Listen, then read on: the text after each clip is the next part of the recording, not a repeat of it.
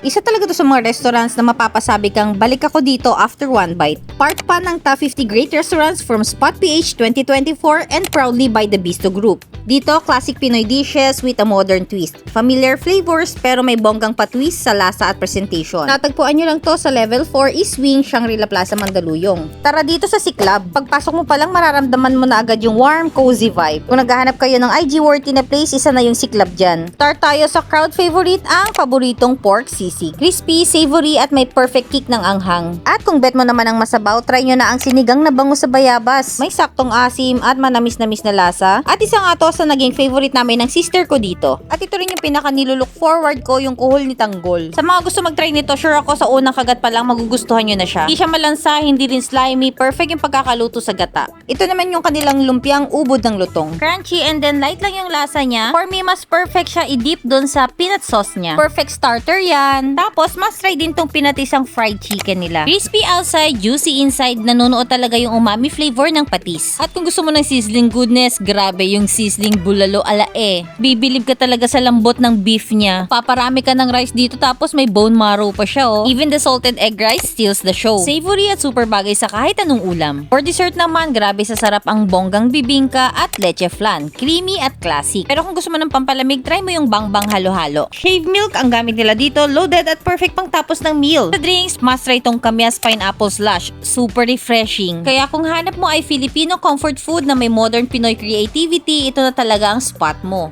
If you want to try good food, come and visit Siklab.